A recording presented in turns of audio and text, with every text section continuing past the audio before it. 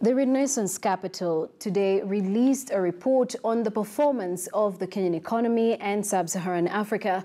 And among those present at the event were business leaders in the country, in the banking sector, the oil sector, and the Nairobi Securities Exchange. They expressed confidence in the market's performance, even amid an electioneering period, and also said that for Kenya to be able to perform at its optimum levels, there is need for political stability. In the past, people weren't as focused. We still have a very, at an industry level, we still have high capital adequacies. I mean, the average is probably sitting at 17, 18%, yeah, which is much higher than a lot of countries and a lot of economies. The problem is we have a wide range of levels of capital by different level of banks, whether you're tier 1, tier 2, tier 3, tier 4. And they play to their own niches. Yeah? So as we see the impairment coming up, we see maybe the levels of capital coming down. Those ratios now become a bit of a challenge, yeah, for maybe some banks. So the solution then becomes, for you to fix your capital, you've got one of two choices. Either you inject equity or you look for some kind of sub-debt structure.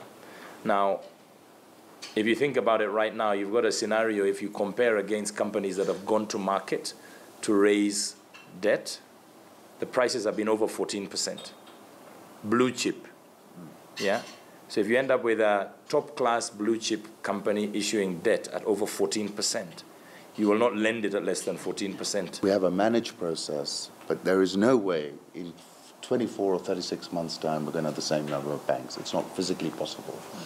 The question is it managed in the way it's currently being managed? Because I think there was a moment when Chase Bank went down and the central bank governor had a press conference on a Sunday evening when you could see that there was a concern that you could have a domino effect. So I think we prevented that domino effect. I think a lot of what you're trying to do is just continuously engage with the market and educate it, because we also need, we don't want to start a market and not have investors.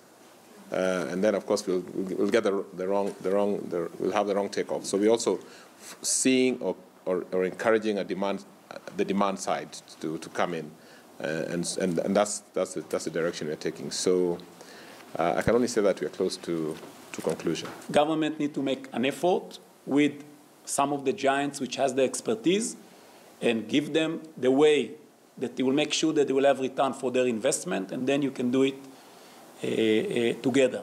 But the government to do it on their own and private sector to do it on their own, I don't see it happening. It must be together. So there is a framework needs to be done, Ministry of Energy, together with those guys that are able to do it.